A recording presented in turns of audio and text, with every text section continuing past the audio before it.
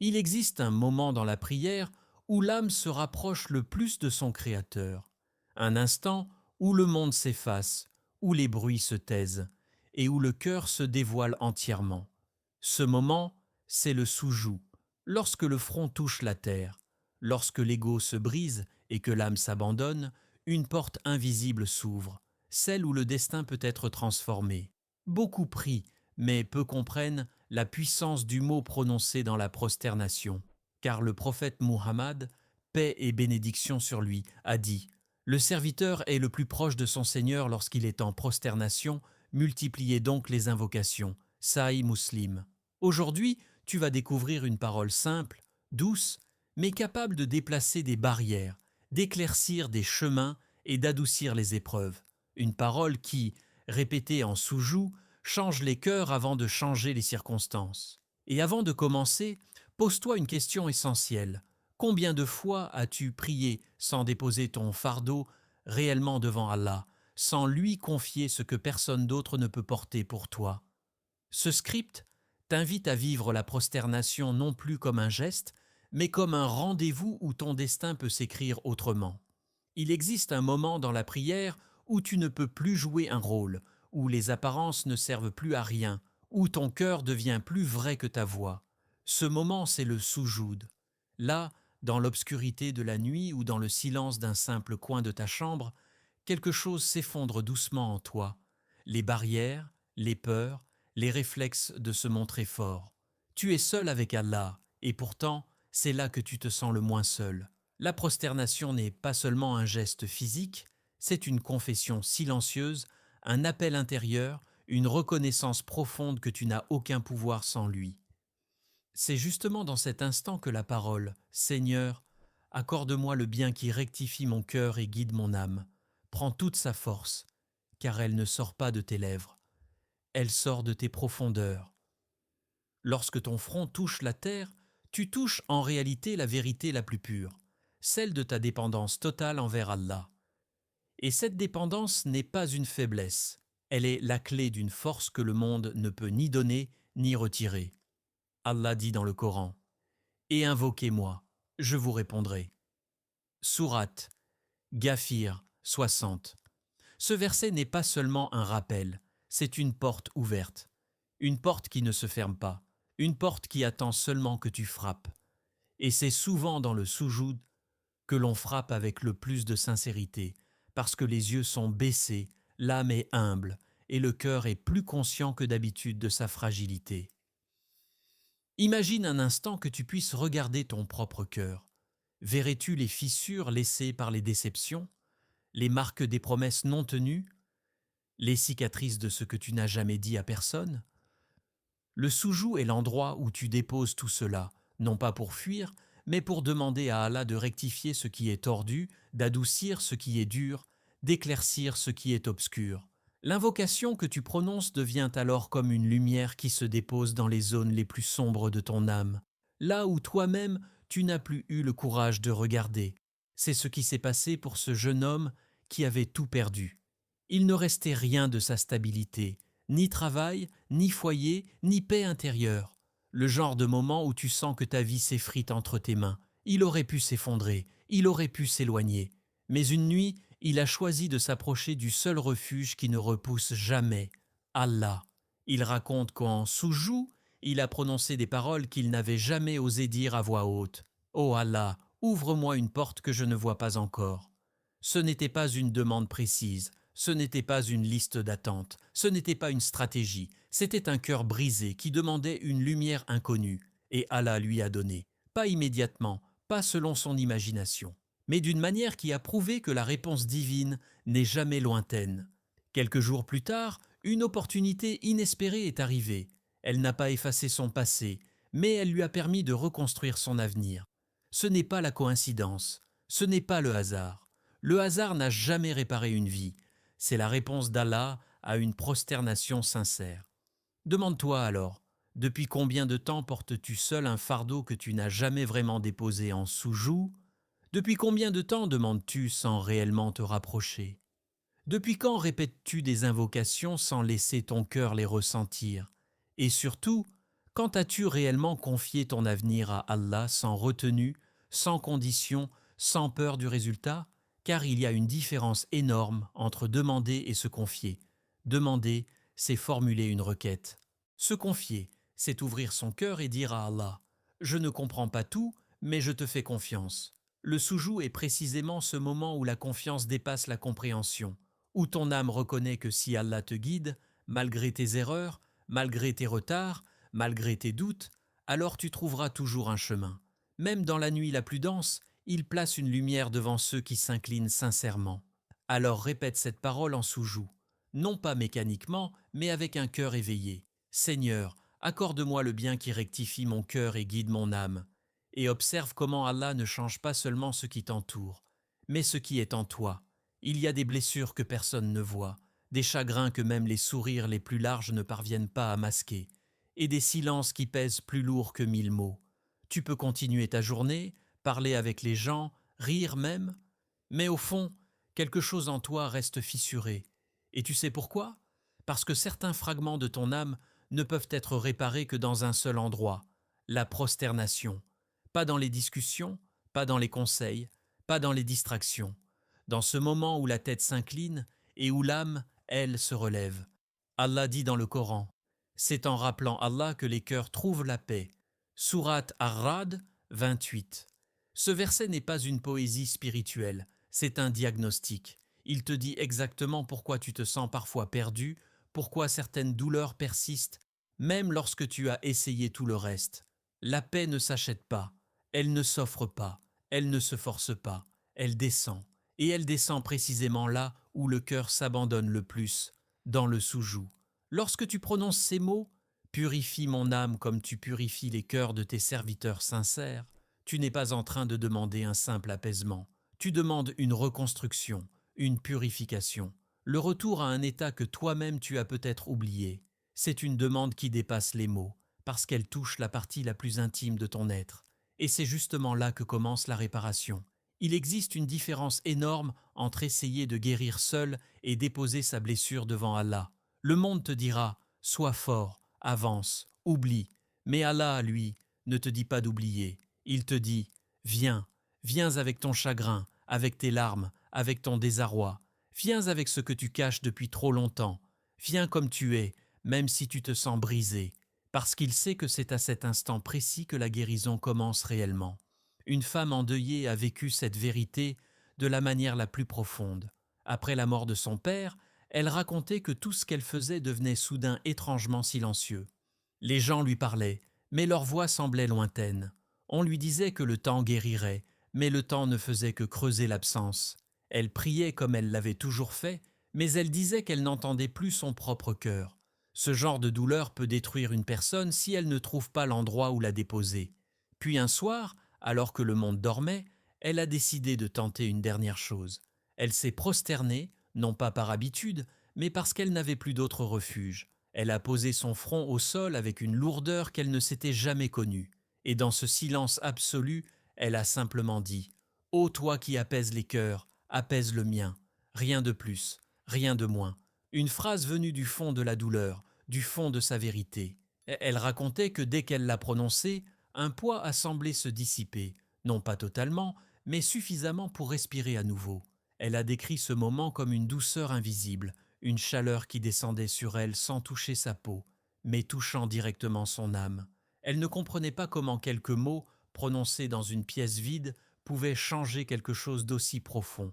Mais ce n'était pas la pièce, ce n'étaient pas les mots, c'était la prosternation, c'était l'abandon sincère, c'était Allah qui répondait. Parce que le soujou n'est pas seulement un acte d'adoration, c'est une demande silencieuse de réparation. À travers cette prosternation, tu ne cherches pas à effacer ce qui s'est passé, tu cherches à retrouver la capacité de vivre malgré ce qui s'est passé. La purification que tu demandes ne consiste pas à effacer la mémoire, mais à apaiser le poids qu'elle laisse.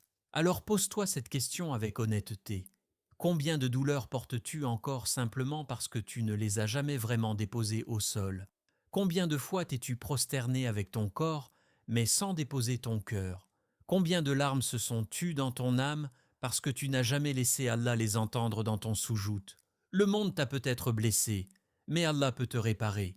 Et cette réparation commence toujours là où ton front touche la terre et où ton cœur se tourne vers celui qui ne brise jamais un serviteur qui revient à lui. Il existe un point dans la vie où l'être humain réalise que tout ce qu'il pensait contrôler n'était en réalité qu'une illusion fragile. Tu peux prévoir, anticiper, planifier, organiser, mais le destin suit une trajectoire que seule la sagesse d'Allah détermine. Et c'est précisément lorsque tu touches cette limite, lorsque tu comprends que ta connaissance est faible et que ta force est insuffisante, que tu découvres un secret immense. La prosternation peut transformer ce que tu croyais immuable. Allah dit « Allah efface ce qu'il veut et confirme ce qu'il veut » et auprès de lui se trouve la mère du livre. Sourate Ar-Ra'd 39. Ce verset, souvent récité, rarement médité, porte un mystère d'une profondeur insondable. Il t'enseigne que rien dans ta vie n'est figé si Allah veut autrement.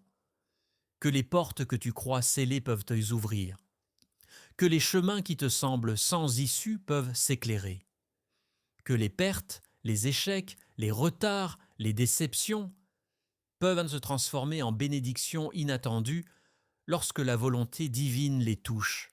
Alors quand tu répètes en sous-joue « Ô maître des destins, change mon destin vers ce qui est meilleur pour ma vie et mon au-delà », tu ne formules pas une supplication parmi d'autres. Tu entres dans une dimension où tes mots s'élèvent vers celui qui gouverne l'invisible. Tu parles à celui qui connaît tes larmes avant qu'elles ne tombent, qui connaît tes combats avant que tu ne les affrontes, qui connaît ton avenir comme toi tu connais ton présent. Le sous-joug devient alors le lieu de la transformation la plus radicale. Tu ne demandes pas seulement un apaisement, tu demandes un réécriture. Tu reconnais que le pouvoir appartient à Allah, et c'est précisément cette reconnaissance qui attire sa miséricorde. L'histoire de cet homme ruiné en est une illustration frappante. Pendant des années, il avait construit sa vie autour d'un projet qu'il croyait solide. Un jour, tout s'est effondré. En quelques semaines, il a perdu ses biens, son entreprise, sa stabilité et même sa confiance en lui-même. Les gens lui disaient que c'était le destin, qu'il devait accepter sa défaite. Mais au fond, il sentait une vérité plus grande. Allah n'éprouve jamais un serviteur pour le laisser briser. Il l'éprouve pour le ramener là où il doit être. Alors il a décidé de se lever la nuit, non pas pour demander une revanche, mais pour demander une ouverture, un changement. Il répétait inlassablement en sous-joue « Ô maître des destins, change mon destin vers ce qui est meilleur pour ma vie et mon au-delà. » Il n'exigeait rien, il ne dictait rien. Il demandait seulement ce qu'Allah savait être le meilleur. Les premiers jours, rien ne changea. Mais quelque chose évoluait doucement en lui. Sa vision, sa paix intérieure, sa relation avec Allah. Puis, au fil des semaines, des opportunités inattendues apparurent. Pas dans les domaines où il s'acharnait autrefois, mais dans des chemins qu'il n'aurait jamais imaginés. En quelques mois, il avait retrouvé la stabilité et une subsistance plus profonde, plus ample, plus bénie. Il disait que la véritable richesse n'était pas ce qu'il avait gagné, mais ce qu'il avait retrouvé, la certitude que le destin n'est jamais fermé tant que la prosternation existe. Le destin ne change pas par hasard, il change lorsque l'âme se rend réellement, lorsque tu ne demandes pas avec impatience, mais avec confiance, lorsque tu n'invoques pas seulement avec la langue, mais avec ce que tu es. Le sous-joug devient alors un intermédiaire entre ce que tu vis et ce que tu espères, entre ce que tu crains et ce qu'Allah prépare. Demande-toi maintenant, que cherches-tu à changer? Quelle porte attends-tu de voir s'ouvrir? Quel chapitre de ta vie voudrais-tu enfin tourner? Et surtout, l'as-tu réellement demandé à celui qui peut tout changer? Ou bien t'es-tu contenté de porter ce fardeau seul en oubliant que le destin est entre les mains d'Allah, non dans les tiennes? Lorsque tu te prosternes, quand ton front rencontre la terre, ce n'est pas un geste d'humilité extérieure, c'est un acte qui libère ton cœur et qui attire la miséricorde du Seigneur des mondes. Parce que le destin n'obéit pas aux circonstances, il obéit à Allah. Et Allah répond à ceux qui se prosternent avec sincérité. Lorsque tu te prosternes, quelque chose d'invisible commence à se déplacer dans ta vie. Même si rien ne change autour de toi, tout commence à changer en toi. Le soujou n'est jamais une simple posture physique.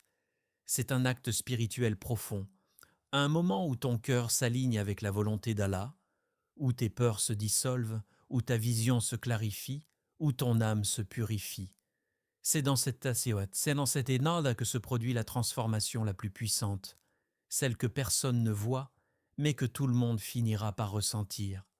Allah dit dans le Coran: peut-être que vous détestez une chose alors qu'elle est un bien pour vous. Sourate Al-Baqarah 216. Ce verset n'est pas seulement une consolation, c'est une révélation, une clé, une lumière qui éclaire ce que tu ne comprends pas encore. Lorsque tu répètes en soujou: accorde-moi ce qui est un bien pour moi, même si je ne le comprends pas encore, tu fais la plus grande preuve de sagesse. Tu reconnais que ton regard est limité, mais que celui d'Allah embrasse tout. Tu reconnais que certaines portes fermées sont en fait des murs protecteurs, que certains retards sont en réalité des sauvetages, et que certains détours sont les routes les plus droites vers ton bonheur. Le miracle commence toujours par une transformation intérieure. Avant qu'un miracle ne te touche, il te traverse. Avant qu'une ouverture ne te soit donnée, Allah ouvre ton cœur. Quand tu penses que rien ne bouge, c'est souvent là que tout commence réellement. Il y a l'histoire de cet homme qui, pendant des années, demanda une seule et même chose à Allah. Il la demandait avec insistance, avec espoir, avec impatience parfois, mais rien ne venait. Cette attente semblait interminable. Il commença à douter.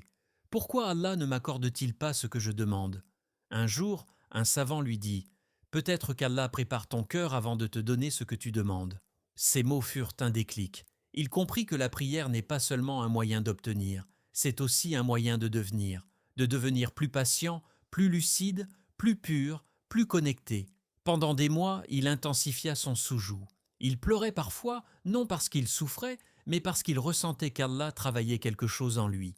Et un jour, par la miséricorde d'Allah, il réalisa que ce qu'il désirait autrefois n'aurait été que source de douleur. C'était une illusion, un attachement toxique, une demande qui, si elle avait été exaucée au moment voulu, l'aurait détruit. Allah l'avait protégé, invisiblement, silencieusement, sagement. Tu n'es pas ignoré, tu es préparé. Combien de fois as-tu pensé que ta dua n'avait pas été entendue? Combien de fois as-tu cru que ton soujou était resté sans réponse? Et si la vérité était tout autre? Allah n'ignore jamais une prosternation. Il n'oublie jamais une larme versée en secret. Il n'écarte jamais une voix qu'il appelle avec sincérité. Mais il sait ce que tu ne sais pas. Il voit ce que tu ne vois pas.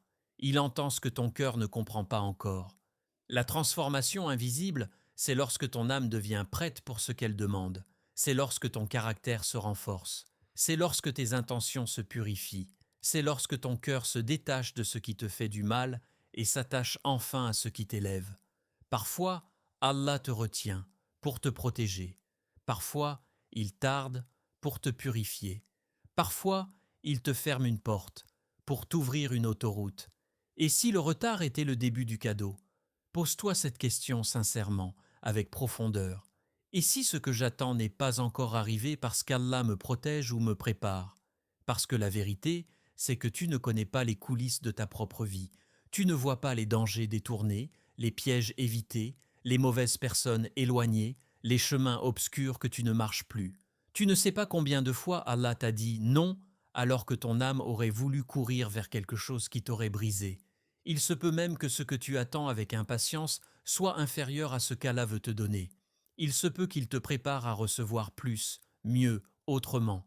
Il se peut qu'il t'élève avant de t'accorder. Parce que le miracle, parfois, commence par le fait que tu deviennes toi-même un miracle. Le soujou n'est pas seulement la clé de ce que tu veux, c'est la clé de ce que tu dois devenir. Il existe un moment dans ta vie spirituelle que personne ne voit, que personne ne connaît et que personne ne peut enlever.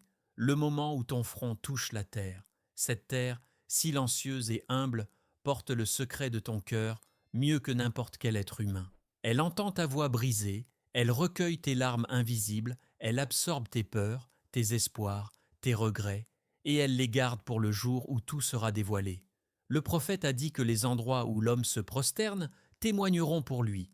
Ce hadith est d'une profondeur immense. Cela signifie que même les lieux muets, même la poussière, même le sol sur lequel tu t'es incliné, se lèveront pour parler en ta faveur. Ils diront: il s'est prosterné ici, dans l'humilité. Il s'est prosterné ici, lorsqu'il avait peur. Il s'est prosterné ici, lorsqu'il était en quête de lumière. Ce que le monde ignore de toi, la terre l'a enregistré. Et dans ce moment, lorsque ton cœur se fond dans le sol et que ton âme s'abandonne à Allah, tu prononces une parole qui change la nature même de ta vie. Ô Allah, inscris-moi parmi tes serviteurs reconnaissants. Ce n'est pas une simple phrase, c'est un pacte. La gratitude, lorsqu'elle est prononcée en sous-joue, n'est pas une émotion passagère. C'est une lumière qui traverse ton existence, qui adoucit ton cœur, qui élargit ta vision, qui te donne accès à des choses que tu ne pouvais même pas imaginer. Allah dit dans le Coran, « Si vous êtes reconnaissant, certes, j'augmenterai pour vous. » Sourate Ibrahim 7. Ce verset n'est pas une promesse vague, c'est une loi spirituelle, une loi aussi réelle que la gravité. La gratitude attire l'abondance, elle ouvre les portes de la subsistance, elle ramène la guérison, elle apaise l'esprit, elle corrige ce qui est brisé en toi, et elle te rapproche d'Allah plus vite que n'importe quel autre acte, parce qu'elle naît d'un cœur qui voit le bien même dans les épreuves. La gratitude en sous-joue, le cœur qui s'illumine sans bruit.